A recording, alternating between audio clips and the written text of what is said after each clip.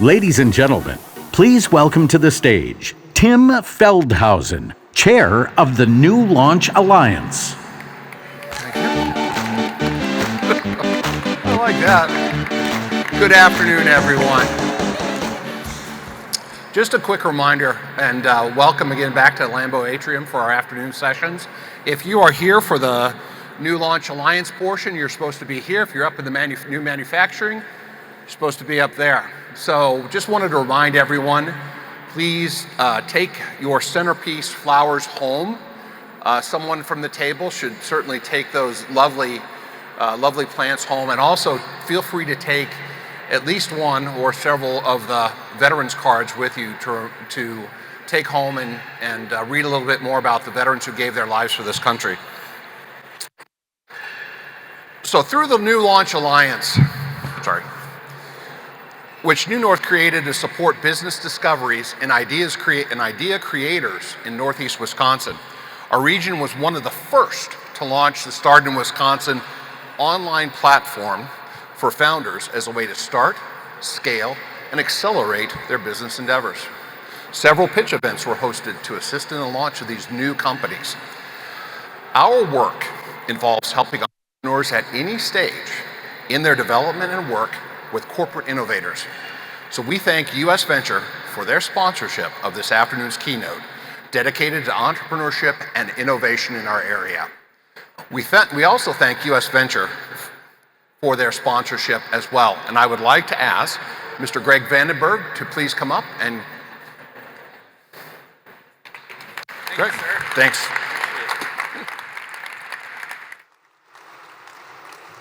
Well, hello again. Hope everyone had a great lunch and it was obviously some great food, but hope you had some great time to network too.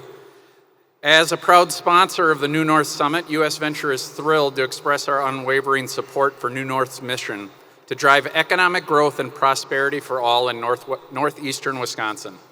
One of the things we're most excited about our keynote this afternoon is around his focus on entrepreneurship. It's one of the 4 core values at US Venture, so it aligns greatly with how we do business and why we've been successful. So today I have the honor of introducing Jim VandeHei, co-founder and CEO of Axios. Jim is a visionary leader in the world of media and journalism, known for his insightful analysis and forward-thinking approach to storytelling. Through Axios and his former company Politico, he revolutionized the way news is delivered and consumed, providing readers with concise, impactful information on the most pressing issues of our time. Prior to his entrepreneur journey, VandeHei spent more than a decade as a reporter covering the presidency and Congress for the Wall Street Journal and the Washington Post. He was named National Editor of the Year in 2016. VandeHei is a proud native from Oshkosh and has a bachelor degree from the University of Wisconsin-Oshkosh. Jim is also the author of the newly released book, Just the Good Stuff, and you'll be receiving that as a gift for your attendance here at New North today. Unfortunately, due to a family emergency, Jim cannot be here in person, so he will actually be joining us by video. So please give Jim a warm welcome. Thank you all. Thanks for having me. I'm super bummed I can't be there in person. I get back to the homeland a lot. I was just back doing a commencement address at UWO, and I love Green Bay, and my folks are all still there. And so pleased to be here and happy to talk a little bit about my entrepreneurial journey. And in thinking about this, I really wanted to tie it to kind of what I learned here and that I really took from Wisconsin. And for being raised in Oshkosh, I went to Luers Academy in Oshkosh, went to the University of Wisconsin-Oshkosh. To be honest, I never really left Wisconsin until I moved to D.C. to become a political reporter. I think we went to Mackinac Island one time for a vacation, and we went to Florida one time. Other than that, we'd always go up north to Three Lakes. But now, when I reverse engineer, how did I get to the point where I went from being a reporter to an entrepreneur? I think back to especially my time there in college and how much of that I pulled forward. And just so you understand, like my entrepreneurial journey, I didn't set out to be in business. I thought I was going to be a reporter for my entire life. I did it for 15 years, covered the presidency, had a cool job.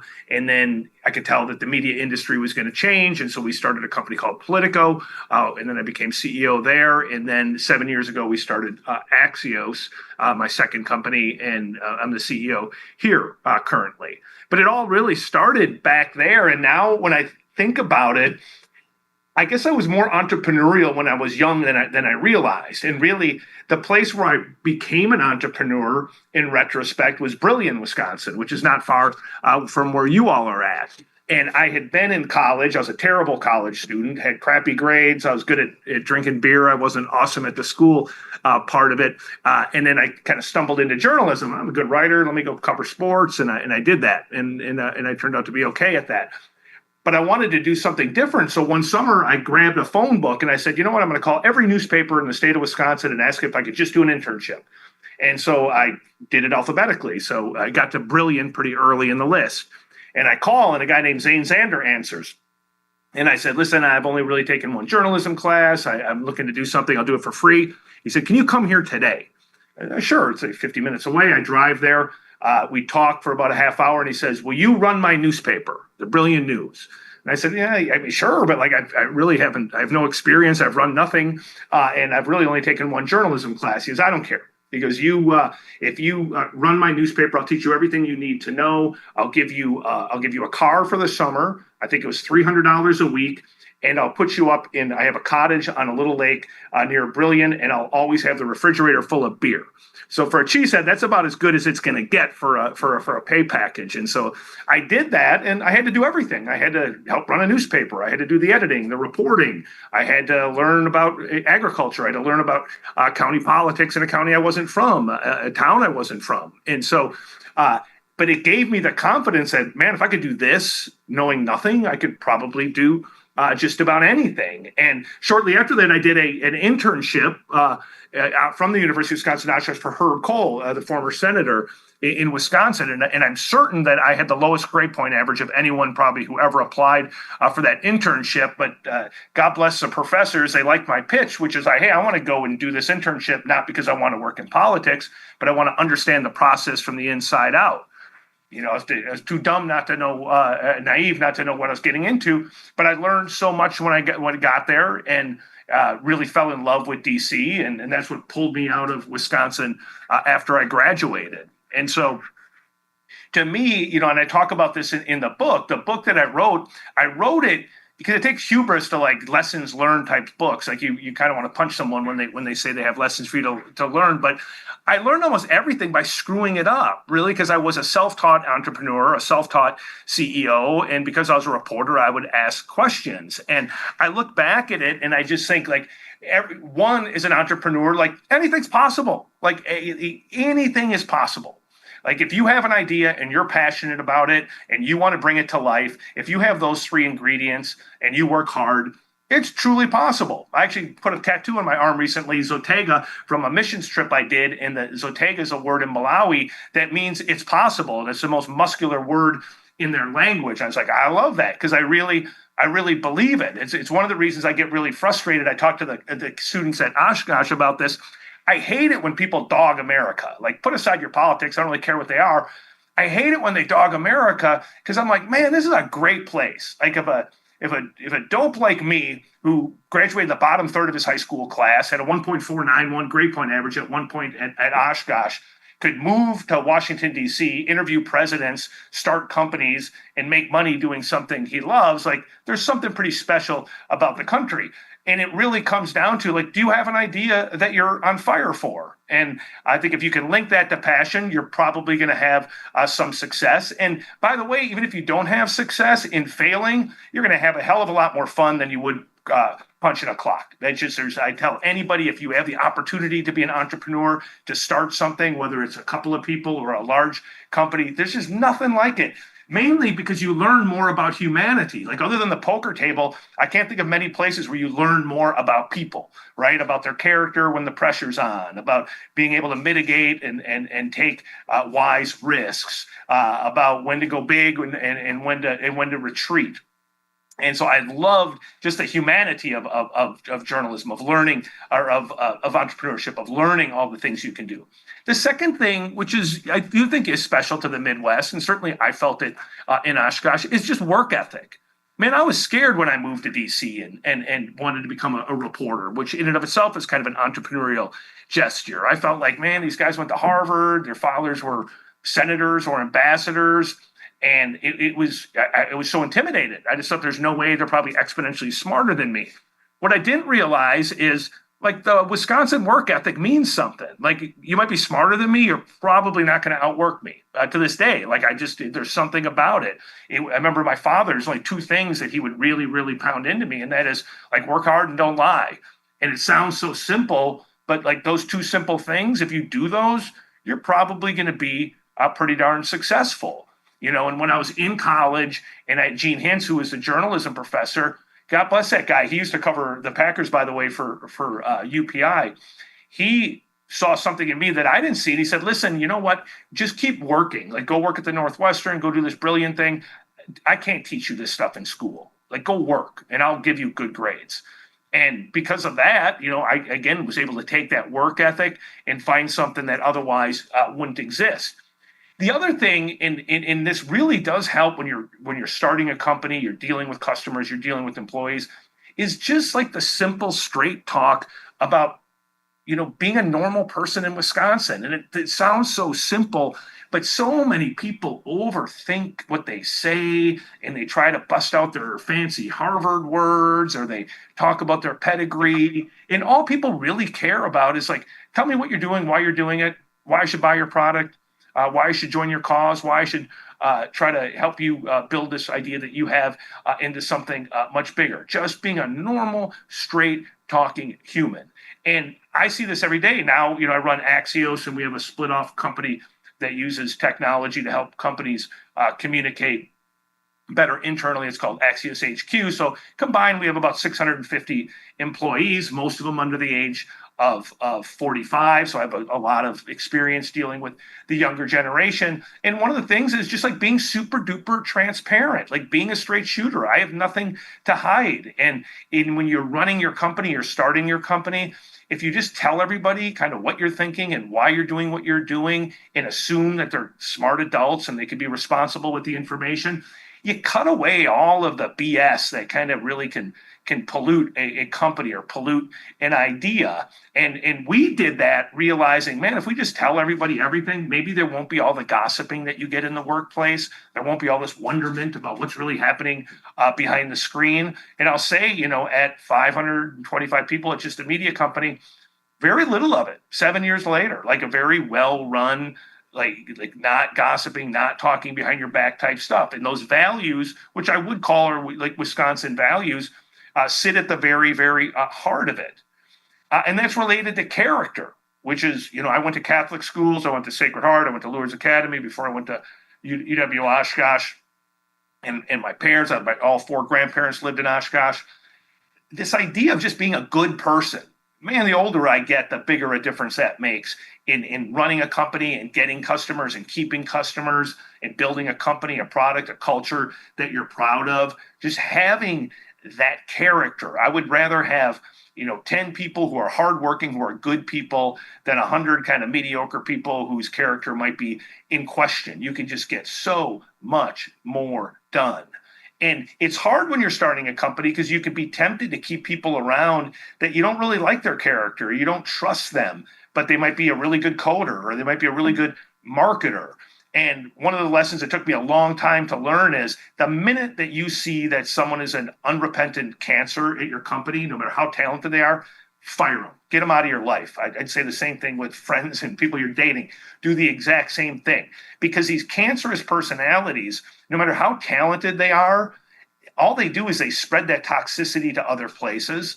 Oh, and by the way, everyone's watching you, seeing, hey, we see what you see. Why aren't you doing something about it?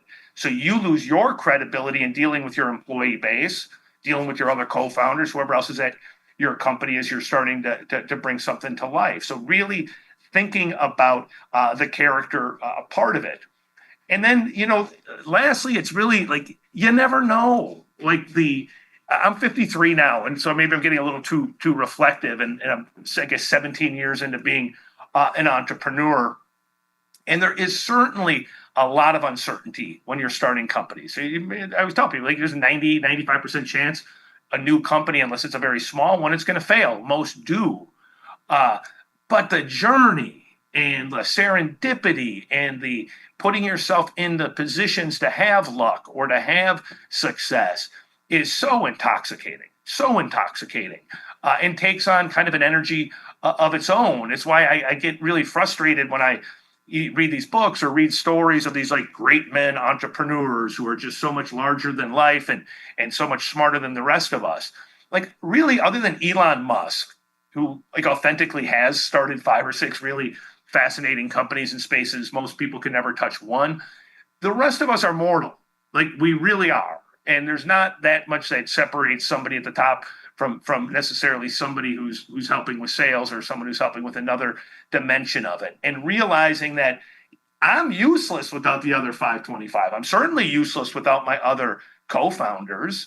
And having that humility, which I also think is a real Midwest attribute, having that humility makes a big difference. And so I sit here now. We're in the second company. We're Axios is now everything from an entertainment company to a news company to a split off company that has AI, and it's just such an awesome way to live your life and to really think about ideas that you care passionately about, products that you might be able to deliver in some kind of distinctive way, and really control your own destiny, which I think is just it might be the coolest dimension of being an entrepreneur, that you get to set your hours, you get to set your culture, you get to decide, like, how is my work life going to be?